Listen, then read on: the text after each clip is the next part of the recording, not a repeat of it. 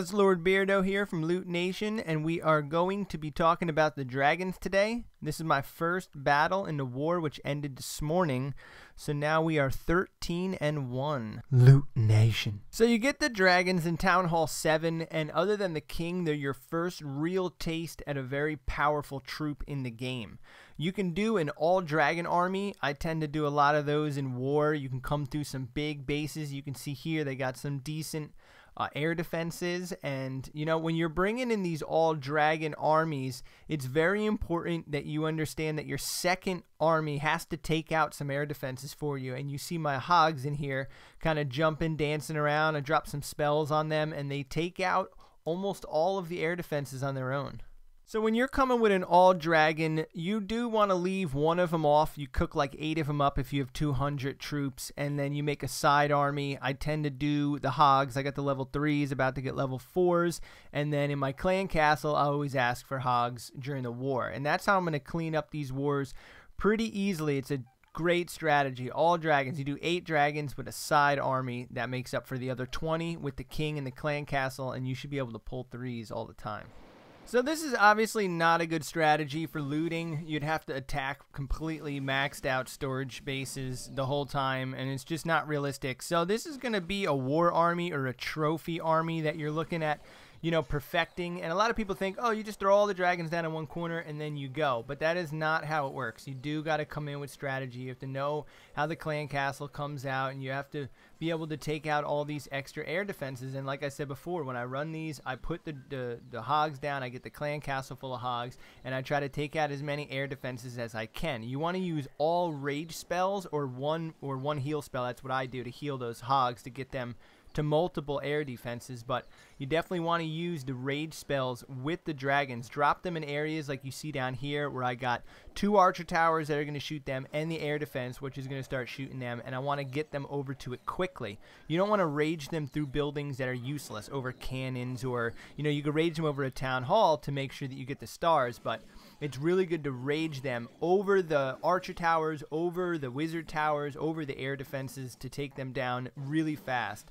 So when you first get the dragons, you get them where they do a damage of 210. When you get them up to these level 3s, which I call the little cocoa dragons, they're up to 270. And that's why I say to use the rage spells and not the heal spells, because when you multiply that number when it's 50% or 60% plus, I mean, you're taking down 500, 450 damage each breath of fire. It's gonna go fast. You're gonna be able to peel through a real hard section really quickly versus trying to heal them while they're taking a ton of fire. So you can use these dragons. You can use them early when they're the little lizards, the green ones floating in the sky. You can go all dragons and fight high Town Hall 7s if you're a Town Hall, low Town Hall 8s, and then if you get into the Dragon 2s, which you can do in Town Hall 7, now you can go against all Town Hall 8s. I used to do that a lot when I first got into Town Hall 8. Now I got the better hogs, so I like to come with a little bit of an addition to it, but I used to do it just Dragon 2s almost every time on a high Town Hall 8, and it would get me these wins in the clan wars, and it's really good. Another great way that I learned to use the dragons is as a secondary army. So you come in with giant healer and you drop 2-3 dragons behind them before you put up your healer. So as you watch this video develop, you'll notice that I try and get the clan castle out with that little square they have on the bottom right hand side, and I'm going to try to activate the king. Above him there's a little red square that I'm going to activate both of them and draw them up to an area where an archer can just attack one building without getting killed. And you want to make sure that also, because you're going to drop the dragons right on top of the clan castle, right on top of the king, take care of them immediately without wasting any of your other secondary army. That way the giants can just come in with no problems, not from the king, not from anybody else. And the idea behind this strategy is that I'm using the kings and hogs to take out the air defenses to keep up the dragon and the healer as long as possible. I was trying to get my healer to follow my wizards. It didn't really work out. I tried it a couple different times. So it was successful. I mean, you're looking for 2 stars. You're looking to get a hold of all the storages, and I do that. And here I'm really just concerned about the dark elixir and the trophies and the fact that the 200,000 elixir is going to pay for the army. So it's not going to be too bad. I would have liked to have gotten a lot more gold. And the giants that I brought, they're going to mainly keep the army alive towards the end. They'll be the meat shields for all the leftover archers and wizards, and they're going to take a lot of the fire in that way. And being that they're the 5s, when you put the heal spell on them, I got the 5 heal spell, so it just brings them almost back to full health, and it's a very good strategy here. I've always been more of a less giant kind of person and always had a stronger secondary army. This works very well with 16 plus giants. Again, you can come in with 3 dragons instead of 2, which is gonna like guarantee 2 stars, especially if the town halls are on the outsides of the bases. Not fully on the outside, but close to the edge in one particular side, not dead middle all the time. In this base, you saw that it was in the middle, and I come in and I clean everything up. I get all of it for the most part. And in these videos, you can see that if you were attacking this same base when it had full storages, with some collectors that were a little more full, you would be pulling some big numbers off, and it really gets the job done. And 69% total destruction. I mean, you're going to be able to pull through a lot of these bases with this army, but you got to get paid for it. So you have to make sure that you're going into these bases with a lot of elixirs inside their storages. You can see right here that this is an internet style base. It's very symmetrical. Everything's, you know, this is going to be a very war style base that you come upon, and I really wanted to show that you can really take down a lot of bases with this strategy. It's a good strategy.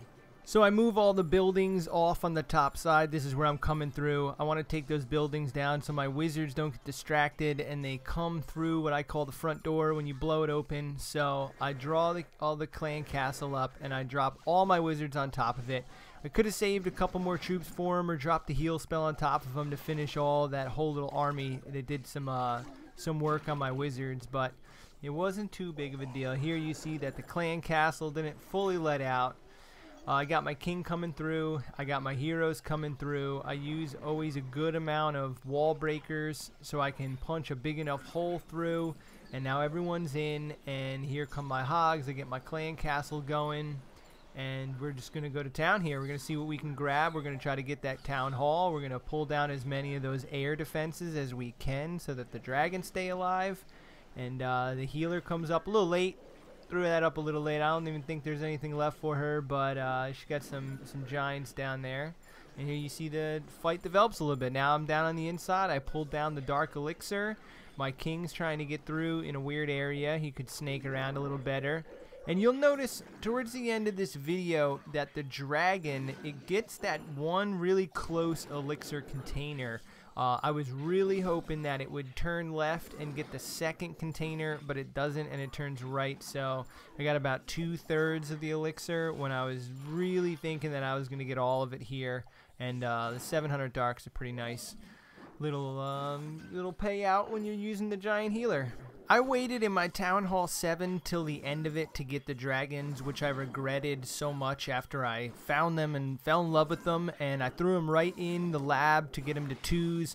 I was burning bases down in war when Clan Wars first came out with all 2 dragons, and I got right to Town Hall 8 and got right up to the 3s. They are such a strong troop for only 20 housing spaces. I mean, 20 barbarians are never going to do this job, and archers are never going to be able to get this much damage done with just using 20. I mean, other than the P.E.K.K.A. that can stay alive on its own, this is a great troop to use for that. Only requires just elixir, not dark elixir. So guys, we finally got the app in the Apple Store. Go check it out. There's a lot of great information on it. A quicker way to grab stats when you need them on the run.